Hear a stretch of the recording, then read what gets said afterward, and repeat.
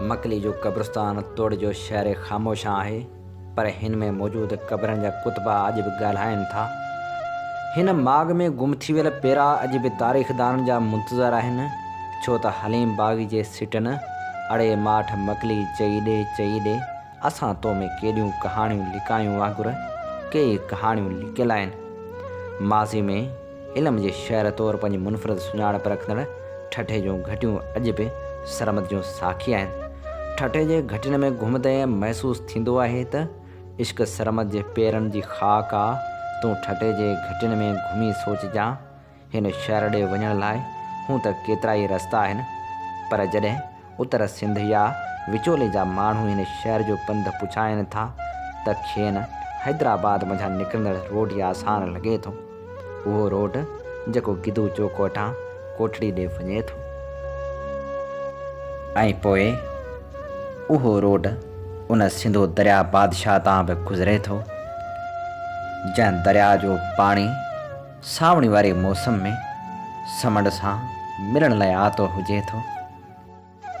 ऐं पोइ उहो रोड उन कोटड़ी शहर में बि दाख़िल थिए थो, जेको शहर नामियारे लेखक मोहन कल्पना जो शहर हो, जेको शहर अली बाबा जो शहर हो, पर हाणे कारखाननि जे घेरनि में अची वियल हिन शहर खे बि धारनि जी आबादकारी वकोड़े वई आहे।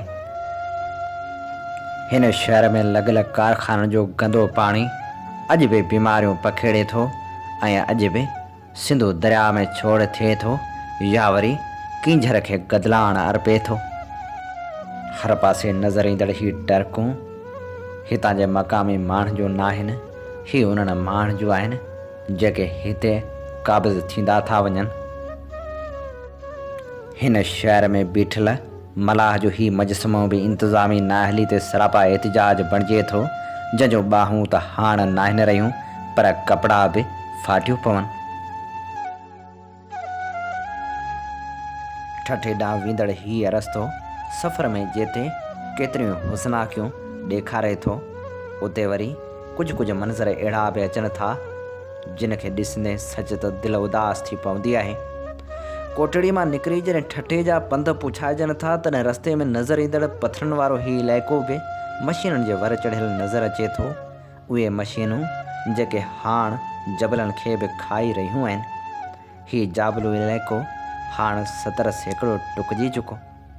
कॾहिं कॾहिं ज़हन में ख़्यालु उभरंदो आहे किथे जबल ख़तमु थियण ऐं वॾियुनि इमारतनि जे तइमीर सां हीअ सरज़मीन ज़िलज़िलनि जी ज़द में त न अची वेंदी।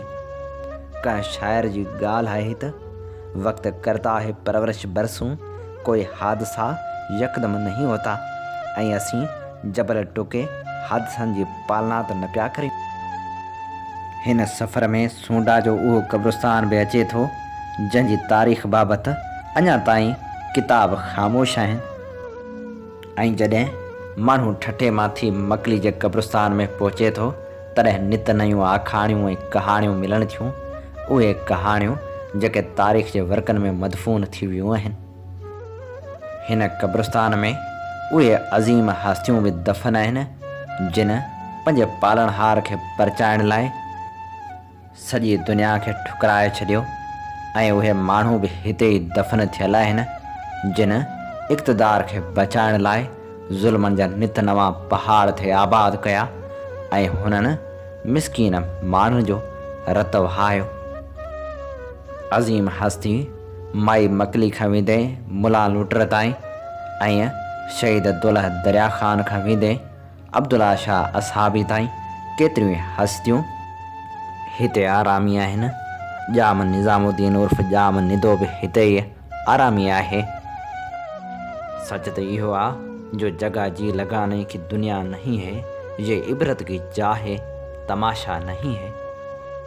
हिननि क़बरनि जा मिसारजी वियल कुतबा तोड़े भुरंदड़ इमारतूं जिते इंतज़ामी बेहसी जो राज़ ॿुधाइनि थियूं, उते वरी के ख़ामोश क़बरूं ईअं बि चवनि थियूं त पए फातिह कोई आए क्यों, कोई 4 फूल चढ़ाए क्यों, कोई आके शमा जलाए क्यों, मैं वो बेकसी का मज़ार हूँ। रुगो इंतज़ामी बेहसी इहा कोन्हे जो क़बरनि जा कुतबा हाणे फुरी रहिया आहिनि, पर बेहसी इहा बि आहे जो हिते थींदड़ गाह खे बाह ॾिनी थी वञे, जंहिंजे करे क़बरनि खे पिणु नुक़सानु पहुची रहियो आहे, जंहिंजो शायदि हीअ क़बरूं आहिनि। ज़रूरत इन ॻाल्हि जी आहे जो हिन तारीख़ी माॻ खे बचाइण लाइ क़दम खंया वञनि। उन सां गॾोगॾु हिन तारीख़ी माॻ खे कब्ज़ा ग्रुपनि जी कोॾर खां बचाइण लाइ क़दम खंया वञनि ऐं हिन माॻ खे सियाहत जो मर्कज़ बणायो वञे, सहूलियतूं ॾिनियूं वञनि त जीअं हितां जा माण्हू लाभ पिराए सघनि।